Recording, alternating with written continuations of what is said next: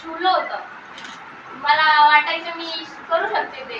तर मी खाजगीमध्ये केलं होतं. तर आमच्याकडे एवढे पैसे पण नव्हते. माझी मिडल क्लास फॅमिली आहे. मम्मी पण बाहेर दुसऱ्यांची मजुरी करते, पप्पा पण करतात. आणि मग मला असं वाटायचं मी ते करावं, कायमच मनात असायचं. तर मग खाजगीमध्ये केलं तर 1च महिना केलं होतं. पण मग त्या चांगलं शिकवत नव्हत्या. मला पण नाही आवडलं आणि म्हटलं आई-वडिलांचे पैसे वेस्ट जायला नको. तर मग मी यांच्याकडे आले होते. जेव्हा हे नवीन झालं होतं मला कळलं, मी इथं आले. पण मग ते फीज ऐकल्यावर मग माझ्या घरची परिस्थिती तशी नव्हती. तर मी त्यांच्याकडे नाव देऊन गेली होती. आणि मग त्यांनी मला ही जी प्रधानमंत्री कौशल्य विकास योजना आली तेव्हा त्यांनी मला सांगितलं का हे असं आलेलं होतं. तर मी इथे जॉईन केलं. तर जॉईन केल्याच्या नंतर मी 11वीच्या सुट्ट्यांमध्ये केलं. पण मग नंतर आमची 12वीची उन्हाळी क्लासेस होते. तर त्याच्यामुळे मग माझं काही व्हायचं काही नव्हतं होत. मी कधी यायचे तर म्हणजे संपूर्ण दिवस देऊन जायचे. पण मग असं शिकण्यासाठी मला वेळ पूर्ण देता येत नव्हता. घरी अभ्यास पण असायचा आणि हे पण मग दोन्ही ॲडजस्ट करावं लागायचं. तरी पण मी भरपूर काही शिकले याच्यातून. वेगवेगळे ब्लाऊज पण शिकले. याच्या आधी पण मला थोडं थोडं येत होतं. आणि इथं पण आमच्या राऊत मॅडमनी पण एकदम म्हणजे जेवढं किती पण वेळा त्यांना विचारायला सांगत होते तरी त्यांनी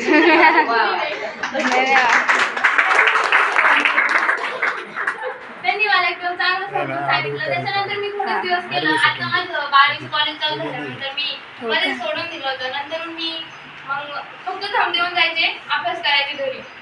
सगळे मला बोलायला लागले की असं तू अभ्यास सोडून दे, नको करू, त्याच्याकडे नको लक्ष देऊ, तुझा अभ्यास करू. तर मग मी तरी पण मग माझं चालूच होतं. आणि आता मला चांगल्या प्रकारे ब्लाऊज ड्रेस सगळं येतं.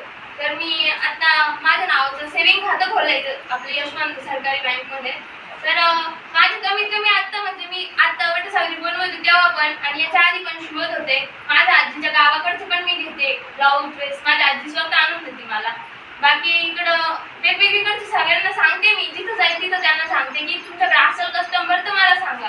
आणि बाहेर असं टेलर्स वगैरे असं त्यांना पण सांगते तुमचे कटिंग केलेले मला द्या म्हणून. तर मग आतापर्यंत माझे कंप्लेंट म्हणजे असं नाही का 5,000 रुपये सहज झालेत. तसे किती झाले? 5,000 सहज झाले. दिवस नाही झाले, हे क्लास सोडून जास्त दिवस पण नाही झाले. माझा खर्च काढून माझे 5,000 रुपये झाले. मी असं म्हणजे थोडं थोडं सामान आणायचे पैसे पण नव्हते. म्हणजे आता ते समोरच्याने दिल्याशिवाय आपल्याला पण आपल्याकडे काही नसतं. आणि कसं आहे मग ते असं मम्मी पप्पांचं पण माझं वय जास्त आहे आणि मम्मीचं कमी नेमकं म्हणजे त्यांचं लग्न असं लवकर काही झालेलं नाही. पण मग त्यांची चिडचिड होती. मग असं वाटतं नको, मम्मीला पण त्रास होतो, पप्पांना होत नाही. त्याच्यामुळे पप्पा घरी असतात एवढं तर नाही. पण मग मी मम्मीला साथ द्यावं म्हणून मी माझं करते. माझ्या मम्मीला थोडंसं सपोर्ट व्हावा असं मी माझं पुढचं करते. आता मला पुढचं शिकायचंय. मला ह्याच्यामध्ये माझी इच्छा फक्त हेच होते की मी फॅशन डिझाईन याच्यामध्ये शिवण कामच करावं. मग माझ्या पप्पांची इच्छा आहे की मी बँकेत जावं.